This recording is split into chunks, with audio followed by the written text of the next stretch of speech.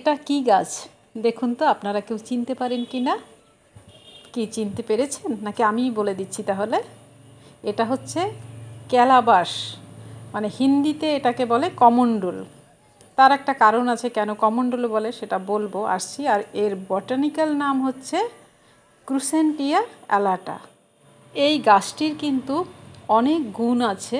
প্রথমত এটা দেখতে সুন্দর, মানে এটা শোভাবর্ধন করে, সেই জন্য ইন্ডিয়াতে এই গাছটা ব্যবহার করা হয় বিশেষত। এছাড়াও এটা একটা মেডিসিনাল প্ল্যান্ট, সেই ব্যাপারে আসছি পরে।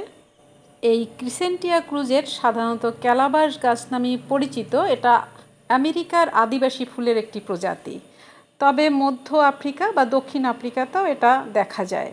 এই গাছের ফুলগুলো অনেকটা ঘণ্টার মতো দেখতে, ঠিক ঘণ্টা নয়, কমণ্ডলের মতো দেখতে, তাই হিন্দিতে এটার নাম কমণ্ডল গাছ। দেখুন কত ফুল ঝরে পড়ে আছে নিচে।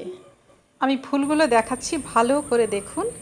এই দেখুন, দেখতে শেপটা একবার খেয়াল করুন, কি সুন্দর। আর মধুতে পুরো ভর্তি থাকে, সবসময়ই এতে কোনো পোকামাকড় থাকবেই ফুলের মধ্যে। আর হালকা একটা মিষ্টি গন্ধও আছে। এতে মৌমাছি থাকে, আরও বিভিন্ন রকমের পোকামাকড় দেখতে পাওয়া যায়। আমি যেই ফুলটা তুললাম এতেও ছিল, তবে আমি ঝেড়ে টেরে পরিষ্কার করে নিয়েছি। ফুলগুলোর কিছুটা অংশ হলদেটে আর কিছুটা বেগুনি, ভারী সুন্দর দেখতে। এর বোটা মানে বৃন্ত একেবারে এত ছোট যে গাছের গায়ে লেগে থাকে, আর ফুলটা 6 সেন্টিমিটার বা তার বেশি লম্বা হয়। আর ফলগুলো দেখতে অনেকটা বেলের মতো, তাই এটাকে কিন্তু বিলেতি বেলও বলা হয়। এই গাছের ফল কখনো গোলাকার বা কখনো ডিম্বাকার দেখা যায়, একটা শক্ত খোলসের মতো থাকে, তবে ওপরটা বেশ মসৃণ এবং সবুজ থেকে বেগুনি হয়, তারপর ঝরে পড়ার আগে আগে এটা আবার হলুদ সবুজ হয়ে যায়। এই গাছের ফল আমি কাউকে খেতে দেখিনি, তবে এই ফলের যে পাল্প সেটা সর্দি কাশির চিকিৎসার জন্য ব্যবহার করা হয়। তবে বীজ কিন্তু ভোজনযোগ্য, সেটা বিশেষ বিশেষ খাবারের জন্য।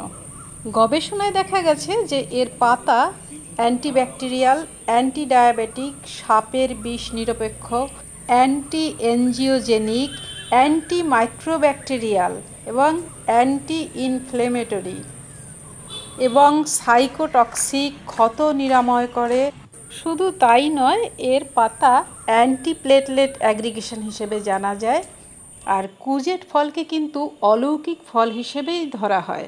তাহলে বন্ধুরা, আমরা আজকে একটা অন্যরকম উদ্ভিদের সম্পর্কে জানতে পারলাম। আজকে এই পর্যন্তই। আপনারা সবাই খুব ভালো থাকুন, সুন্দর থাকুন, সুস্থ থাকুন আর গাছের যত্ন নিন। খোদা হাফেজ, নমস্কার।